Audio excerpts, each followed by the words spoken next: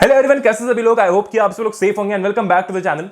सो अभी आपका अगस्त का मंथ जो है वो चालू हो चुका है और हम अगस्त के बिल्कुल मिड में पहुंच चुके हैं। एक क्वेरी और एक डाउट जो मुझे कमेंट्स में भी दिखा और मैंने जब इंस्टाग्राम चेक किया, जब मैंने टैग्ड स्टोरीज चेक की जिसमें तुम लोगों ने मुझे टैग किया था, उसमें एक डाउट कॉमन था कि भैया अभी तक अगस्त आ चुका है ना, हमने पढ़ना चालू किया है और अगर कर भी दिया है तो अभी तक वैसी प्रिपरेशन नहीं हुई जैसी हमें करनी चाहिए थी। जब मैंने ये पढ़ा तो मुझे एक चीज क्लियर हुई कि तुम्हारे पास में एक विजन नहीं है, एक पाथ नहीं है।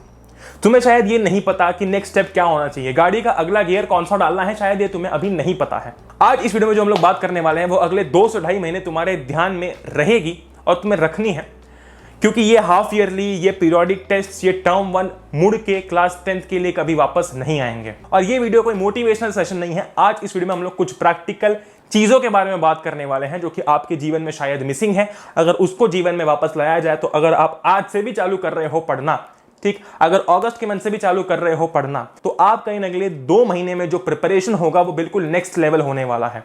ठीक, इसी के साथ साथ अगर आप चाहें तो आप चैनल को सब्सक्राइब भी कर सकते हैं। जो लाल बटन है उसको दबा के आप चैनल को सब्सक्राइब कर सकते हैं। और अगर आप चाहते हैं कि आपको वीडियो के नोटिफिकेशंस चाहिए तो वो आप उस नोटिफिकेशन वाले बटन पर क्लिक करके जो है वो अनेबल कर सकते हैं। इसी के साथ साथ बिना किसी देरी के स्टार्ट करते हैं।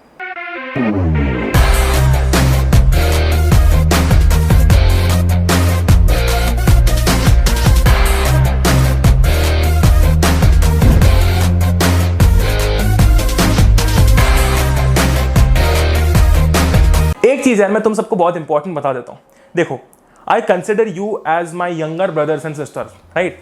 तुम सब लोग मेरी जान हो, तुम सबको ये चीज पता है ना। ये बहुत इंपॉर्टेंट है तुम लोगों के लिए जानना, है ना। और तुमको मैं बता रहा हूं, तुमको ये पता होना चाहिए। एक चीज मैं तुम्हें बहुत ही स्ट्रेट फॉरवर्ड कहना चाहता हूं, ठीक है।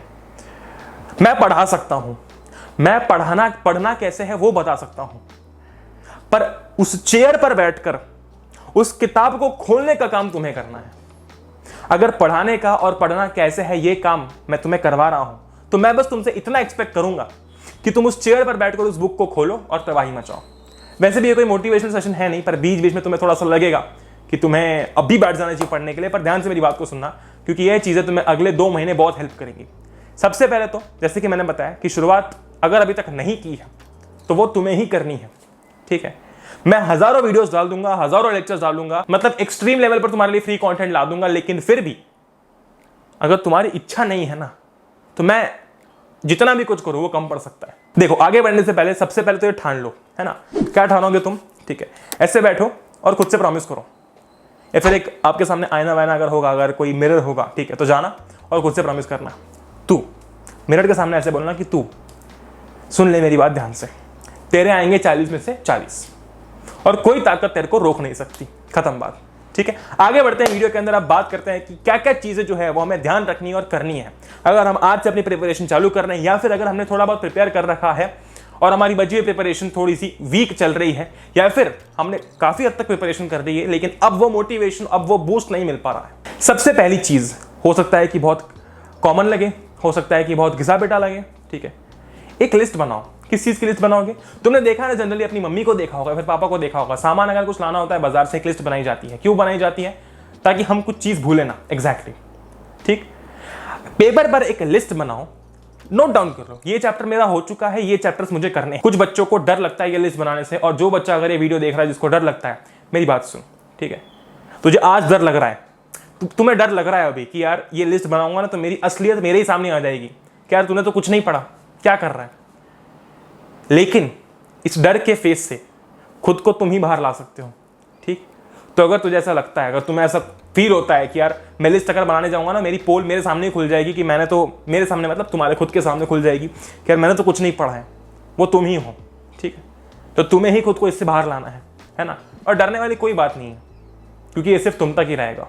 अब एक बहुत इंपॉर्टेंट चीज है, इसके बारे में कोई बात नहीं करना चाहता। मैं जनरली देखता हूँ term one, okay, term 1 is very good, term 1 आ रही है, लेकिन अगर एक हफ्ते बाद पीरियोडिक टेस्ट आ रही है ना तो सारा ध्यान उस पीरियोडिक टेस्ट पर होना चाहिए, क्योंकि वो पीरियोडिक टेस्ट उस इंटरनल एग्जाम के नंबर भी जुड़ने वाले हैं और वो इंपॉर्टेंट है, ठीक। पहली चीज तो अगर आपके जीवन में अगले 7 या 8 या 15 दिनों के अंदर कोई पीरियोडिक टेस्ट आने वाली है, या फिर कुछ 1-2 दिनों में आने वाली है, पूरा जोर उस पर लगाओ। भूल जाओ कि तुम्हारी कोई टर्म 1 एग्जाम होती है, क्योंकि इवेंचुअली तुम उसके लिए प्रिपेयर करके अपनी टर्म 1 की प्रिपरेशन भी सिक्योर कर रहे हो।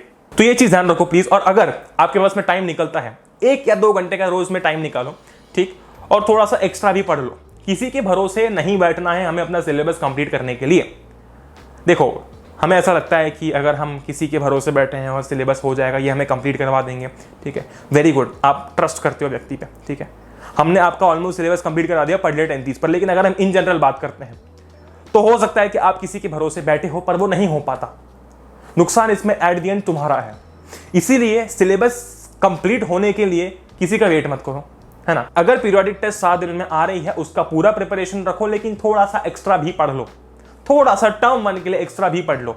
हो सकता है पीरियोडिक टेस्ट में तुम्हारे 3 चैप्टर आ रहे हैं, टर्म 1 में 6 चैप्टर्स आ रहे हैं, तो तुम 4 चैप्टर्स की प्रिपरेशन कर लो, 1 चैप्टर एक्स्ट्रा, ठीक, पर थोड़ी सी प्रिपरेशन एक्स्ट्रा रखो। अब भैया हमें क्या करना है, ये बात तो हमारी हो गई, पर हमें करना क्या है। सी, एक लॉजिक होता है कुछ बच्चों का, वो ये लॉजिक होता है, मैंने एक इंस्टाग्राम पे डीएम पढ़ा था।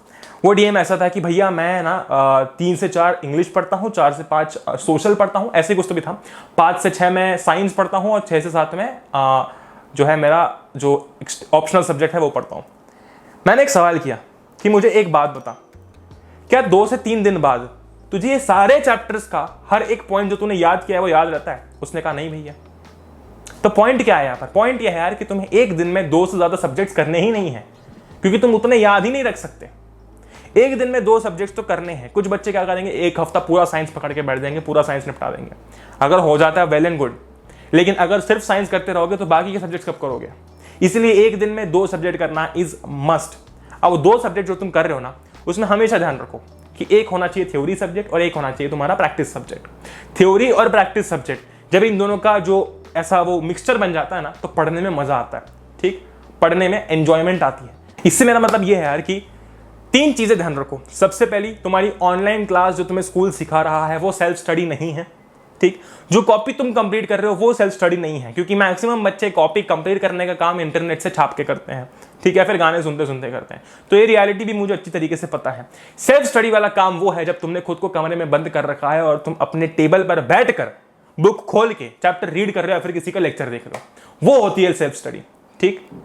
दिन भर में एक ये पता है, अगर तुम फॉलो करते हो ना, अगले 8 से 10 दिन फॉलो करके देखो, सिर्फ 8 दिन फॉलो करो, लेकिन बिल्कुल शिद्दत से करो, और तुम्हें चेंजेस दिखेंगे अपने जीवन में कि मेरी प्रिपरेशन इतनी थी, आज इतनी है।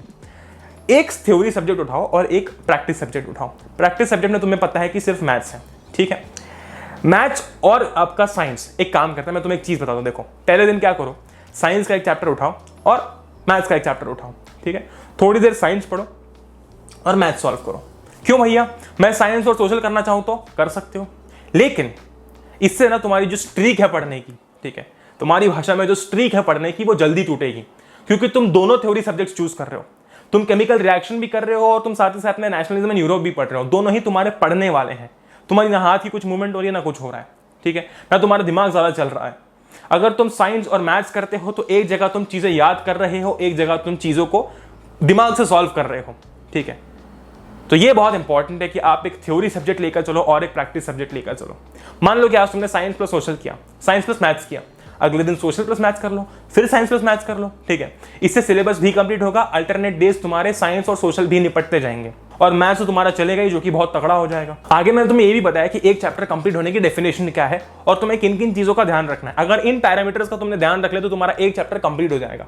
इससे ज्यादा अगर करना चाहते हो तो वो तुम अपनी मन की शांति के लिए कर सकते हो, पर ये चीजें ना बहुत सफिशिएंट होती हैं तुम्हें फुल में से फुल लाके देने के लिए, ठीक है। तो आगे वो बात करते हैं। देखो, मैंने तुम्हें ये क्यों कहा कि तुम एक दिन साइंस करो, एक दिन सोशल करो और मैथ्स चलने दो, क्योंकि मैथ्स में तुम्हारी प्रैक्टिस लगेगी, ठीक है।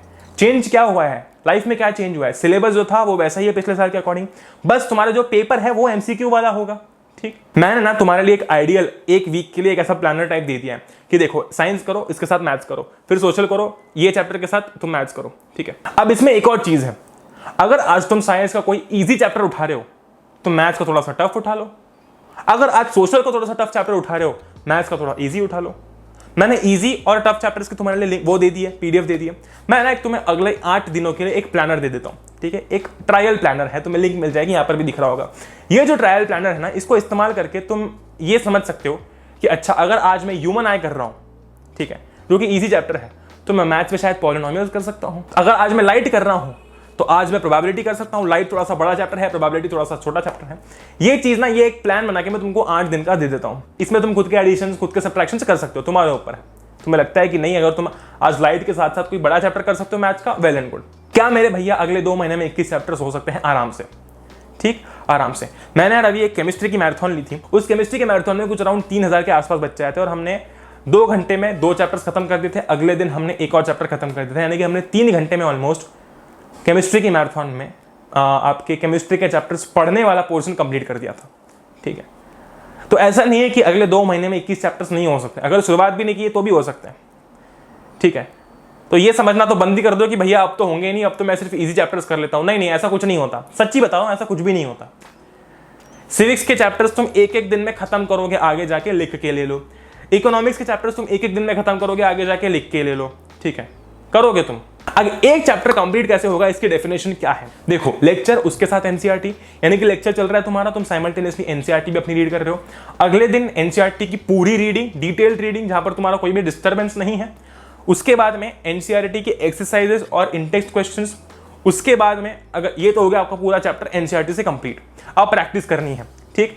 एमसीक्यू की प्रैक्टिस करने के लिए आपके पास में बहुत सारे रिसोर्सेस हैं। आप कोई भी बुक उठा सकते हो, जो भी आपको मार्केट में अच्छी लगती है वो आप बुक उठा सकते हो एमसीक्यूज के लिए। दूसरी चीज, वेबसाइट पर आपके एमसीक्यूज अवेलेबल हैं, वो आप कर सकते हो। और तीसरा है एनसीईआरटी एग्जाम्पलर, ठीक। ये तीनों ही सोर्सेज से आप एमसीक्यू की प्रैक्टिस कर सकते हो। ये हो गई आपकी चैप्टर कंप्लीट होने की डेफिनेशन कि लेक्चर हो गया, हाँ हो गया, कॉन्सेप्ट सारे क्लियर हैं। कॉन्सेप्ट, लेक्चर और एनसीईआरटी रीडिंग पर ज्यादा फोकस करना है, क्योंकि ये आपके कॉन्सेप्ट बिल्डिंग में हेल्प करेंगे। तुम भले ही 1000 एमसीक्यूज लगा लो, हो सकता है कि एग्जाम में कोई तीसरा एमसीक्यू आ गया तुम्हारे पास में, ठीक है। वो तब तुम कर पाओगे जब कॉन्सेप्ट क्लियर होगा। इन मैथ्स के केस में आप अगर चाहते हो तो एमसीक्यू सॉल्व करने के लिए आरडी शर्मा भी यूज कर सकते हो, ठीक। और सीबीएसई के जो क्वेश्चन बैंक है वहां से भी आप थोड़े बहुत सवाल कर सकते हो। तो ये आपकी डेफिनेशन हो जाएगी एक चैप्टर कंप्लीट करने की, ठीक है। भैया सैम्पल पेपर नहीं करेंगे, वो हम आखिरी में करेंगे, ठीक है। एक और चीज बहुत इंपॉर्टेंट बताता हूँ। कुछ बच्चों का ऐसा होता है कि वो प्रैक्टिस, मतलब वो याद करते ही जाते हैं। 1 महीना हो गया, 1 महीने से रिवीजन ही नहीं किया। सोचो जरा, अगर तुमने आज 12 अगस्त को पढ़ना चालू किया है, ठीक, और है ना, और 12 सितंबर तक तुमने एक भी रिवीजन नहीं लगाया, तुम्हें ऐसा लगता है क्या कि तुम्हें 12 अगस्त वाला चैप्टर याद रहेगा? नहीं रहेगा। इसलिए 6 दिन पूरी पढ़ाई करो, लगातार पढ़ाई करो, ठीक। 1 दिन का ब्रेक लो, गैप लो, उस 1 दिन में जितना भी पढ़ा है उसको रिवीजन कर लो और आराम करो। आराम करना भी इंपॉर्टेंट है मेरी जान, ठीक है। खुद को तुम 100% पूरा 6 दिन दे रहे हो ना, 1 दिन खुद के लिए निकालो, उसमें थोड़ा बहुत रिवीजन करो और थोड़ा बहुत आराम करो, जरूरी है वो भी, ठीक है। अब अगर मैं सिर्फ 2 महीने काउंट कर रहा हूं तो मैं आखिरी के 15-20 दिन जो है वो एक्सक्लूड कर रहा हूं। क्यों कर रहा हूं? क्योंकि उन 15-20 दिनों में अगर आपके त्यौहार रहते हैं तो पढ़ाई कम होगी, लेकिन दिन का आप थोड़ा सा समय निकाल के सैंपल पेपर कर सकते हो, ठीक। वो 15 से 20 दिनों में तुम्हारे जीवन के सबसे ज्यादा सैंपल पेपर लगने चाहिए। सैंपल पेपर से पता है क्या होता है? वही पेपर जो तुम एक्चुअल में देने वाले हो वो तुम ऑलरेडी 5-10 बार कर चुके होते हो सैंपल पेपर में। इसलिए सैंपल पेपर करना बहुत ज्यादा इंपॉर्टेंट और इसेंशियल होता है, और ये करना तो है ही तुम्हें, ठीक। तुम अगर चाहो तो हम बैठे बैठे लाइव सैंपल पेपर सॉल्व करेंगे। तुम मुझे बोल दो कि भैया ठीक है, आप है ना आखिरी के 15 दिनों में हमारे साथ बैठना और हम रोज एक सैंपल पेपर सॉल्व करेंगे 3-3 घंटे तक। टाइमर लगा, एक्चुअली 3 घंटे नहीं, अब तुम्हारा 90 मिनट हो गया, तो 90 मिनट तक, ठीक है, टाइमर लगा के बैठेंगे और पूरा सॉल्व करेंगे साथ में। तुम बोलो, करेंगे। मैं उम्मीद करता हूँ कि कल से सबकी किताबें जो है वो खुल जाएंगी। एक रिक्वेस्ट है तुम सभी लोगों से, ये जो मैंने तुम्हें पीडीएफ दी है ना, ये जो मैंने तुम्हें बना के दिया है, ठीक है, ये मेरे लिए नहीं दिया, ये तुम लोगों के लिए दिया है। तो मैं ये चाहूँगा कि ये डाउनलोड करो, ठीक है, और जैसे कि मैंने तुम्हें चेकलिस्ट दी है वैसे ही इसे भी चिपका दो, ठीक। अगले 8 दिनों तक सिर्फ ये फॉलो करके देखो यार, सिर्फ 8 दिनों तक जो मैंने तुम्हें बताया ना कि एक इजी एक टफ लगे तो मैथ सुबह उठ के सॉल्व करो, ठीक है, प्लीज़ वो चीज़ करो। एक बहुत इंपॉर्टेंट चीज़ और मैं ऐड करना चाहूँगा कि तुम्हारी जो कॉपी कंप्लीशन होगी, मुझे पता है उसका बहुत लोड है तुम्हारे जीवन पर, बेचारे सभी लोगों पर बहुत ज़्यादा कॉपी कंप्लीशन का लोड होता है कि कॉपी भैया कंप्लीट करके समय पर चाहिए मैडम को, नहीं तो हमारे नंबर चले जाएंगे। इस बार सच्ची में जाएंगे, ठीक है। पिछले साल तक तो तुम रुलाते थे बहुत कि नहीं बाद में दे देंगे, लेकिन अब अपनी रोने वाली नौबत आएगी, ठीक है। इसीलिए कॉपी यार प्लीज़ कंप्लीट कर लेना, ठीक। आउटसोर्सिंग मत ही करवाना, खुद ही सॉल्व करना, खुद ही कर लेना, पर प्लीज़ कॉपी है ना अच्छे से मेंटेन करना। जो नंबर हाथ में ना उसको प्लीज़ मत गवाना, ठीक है, उसको जो हाथ में उसको प्लीज़ मत गवाना, क्योंकि मुझे यहाँ पर दुख होता है अगर तुम्हारे कॉपी के नंबर जाएंगे ना तो मुझे दुख होगा यार कि बेचारे बच्चे के कॉपी के नंबर चले गए, जबकि वो तो उसके हक के नंबर थे, ठीक, अब ऐसे सिस्टम है, क्या कर सकते, कुछ कर नहीं सकते ना, तो जो है उसमें हम लड़ सकते हैं बस, ठीक है। विद दैट बीइंग सेड, मैं चाहूँगा कि तुम सभी लोग जो है वो तबाही मचाओ, और ऐसे ही वीडियोस, ऐसा ही कंटेंट, ऐसे ही लेक्चर्स तुम लोगों के लिए क्वालिटी के साथ साथ यहाँ पर आते रहेंगे। तो बस यार, जय हिंद, वंदे मातरम, एंजॉय करो। We will meet in the next one, till then good bye.